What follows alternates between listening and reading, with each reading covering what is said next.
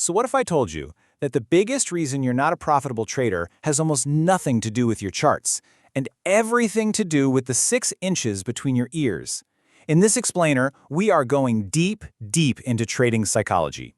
Let's get right into it. Does this sound familiar? It's that ghost in the machine for so many traders. I mean, you've done all the work, you've backtested, you think you know your edge, but then in the heat of the moment, you freeze up, or you chase, or you just break all your rules. The hard truth here is that the flaw isn't in your strategy, it's in your psychology. Now take a look at this chart. This is where most traders get it completely backward. I'm serious. They spend 100% of their time polishing that tiny little 20% piece, the strategy. But that massive untapped 80%, well, that's the inner game. And that's where fortunes are truly made or lost. Okay, so if we're going to conquer that 80%, we first need to understand the terrain.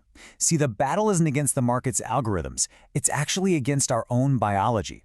It's time to meet the real enemy in the mirror. This is the core truth you just have to accept.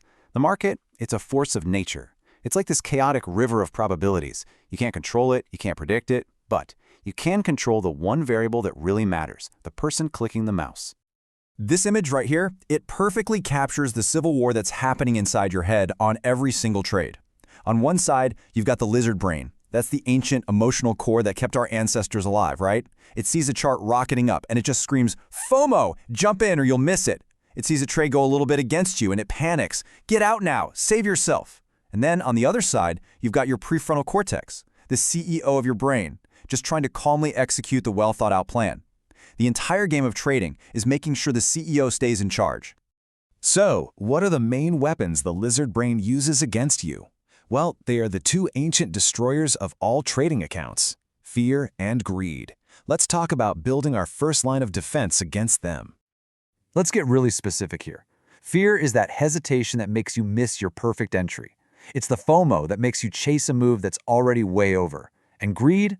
Oh, greed is what turns a solid winning trade into a loser because you just had to have more. It's that little voice whispering, just one more trade after you've already hit your daily goal.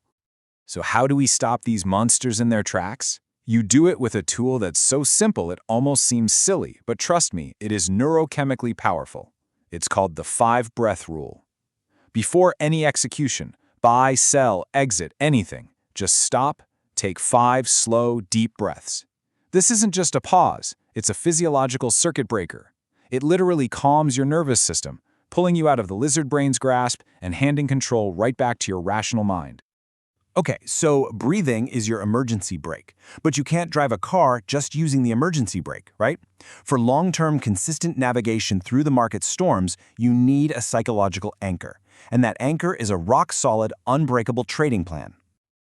I absolutely love this analogy because it's just so true. Your trading strategy might be this high-performance engine, but if you don't build psychological rules into it, the brakes, you are absolutely guaranteed to crash and burn. A plan isn't just about entries and exits, it's about managing you. And this is where the rubber really meets the road. You need to do a brutally honest self-audit. What is your specific trading demon?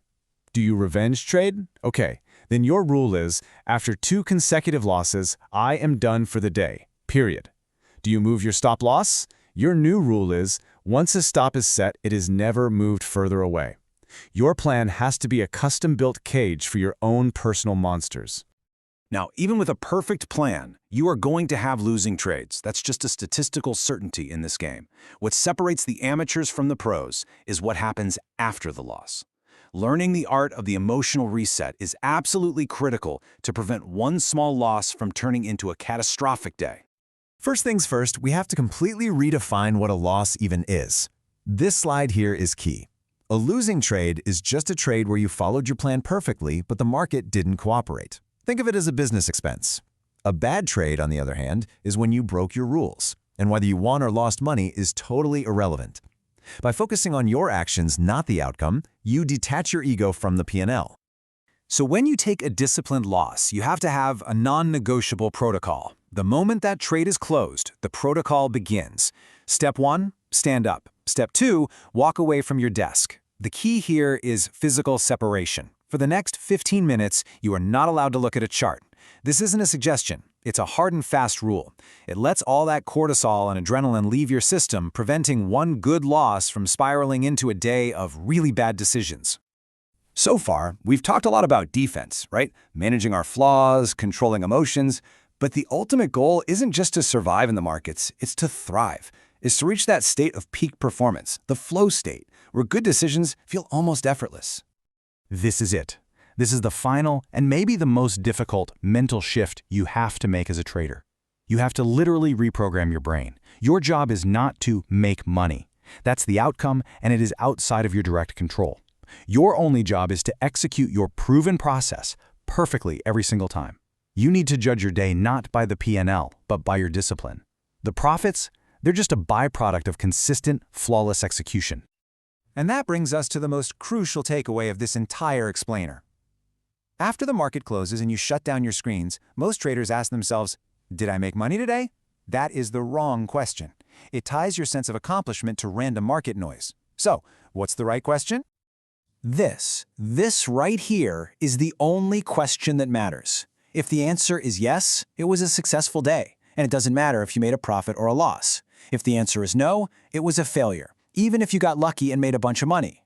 When this question becomes your one and only metric for success, that's when you know you've finally mastered the inner game.